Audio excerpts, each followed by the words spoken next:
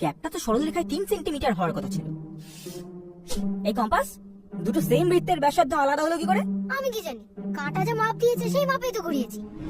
সরলরেখায় কাঁটার মাপ নিয়েছিস? গোল গোল ঘুরে ঘুরে কি মাথা গুলিয়ে গেছে নাকি? জ্যামিতি রিলেটেড কোনো কাজ করার অভ্যাস আছে? ওর কাজ তো শুধু বেঞ্চে অঙ্ক ঘোরা। S+T R+B Riya plus Akash I love you Madhu, এই তোর অঙ্ক।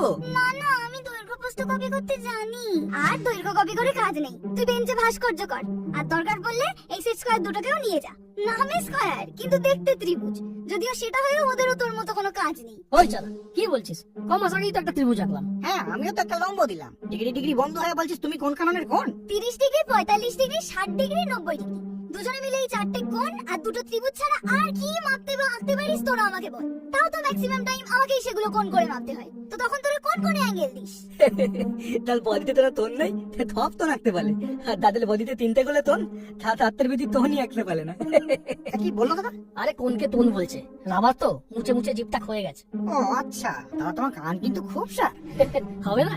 আমি তোর থেকে 15 ডিগ্রি বড়, মানে সবকিছুতেই 15 ডিগ্রি শার্প। আরে বাস, এত শার্প? তাহলে শুধু শুধু জ্যামিতি বক্সে জায়গা না খেয়ে একটু কাঁচি হেল্প কর না।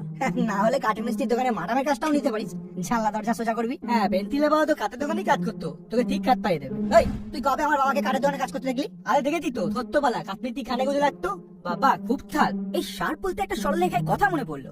আচ্ছা পেন্সিল, তোর মাথা তো এতদিন শার্প ছিল, কিন্তু এটা কি এঁকেছিস?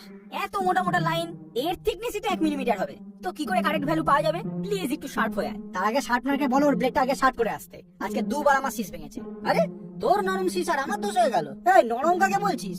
টেবিল, চেয়ার, বেঞ্চ, স্টুল এমন কোনো জায়গা নেই যেখান থেকে আমি পড়িনি, কিন্তু তাও কিচ্ছু হয়নি। উঠে মোনালিসা চুল এঁকেছি উইথ এক্সট্রা ডার্ক শেড। হ্যাঁ ভাই, তুই তো একটা দাগ, সেটা আমাকে দেখলেই বোঝা যায়। কে বলবে আমার নাম ধবধবে থাকা ছিল? আরে সে তো আমারও হাইট এক সময় 18 সেন্টিমিটার ছিল। এখন দেখ, ছবি আঁকতে আঁকতে 12 দাঁড়িয়েছে। তুলির সাথে বেশি দিন আঁকলে সেটাও আর থাকবে না। কি করবো বল? তোর সাথে থাকলে তো বৃত্ত ছাড়া কিছুই আঁকতে পারবো না। এই দাঁড়া দাঁড়া, তুই আবার তুলি ডাট পেপারে কবে থেকে আঁকতে শুরু করলি? অনেকদিন থেকেই শুরু করেছে। তোমার সবকিছু সরল রেখায় দেখা অভ্যাস, তাই গন্ডগোলটা বুঝতে পারোনি। আর তোর সব সময় গোল করা অভ্যাস, তাই সবেতে গন্ডগোল দেখি।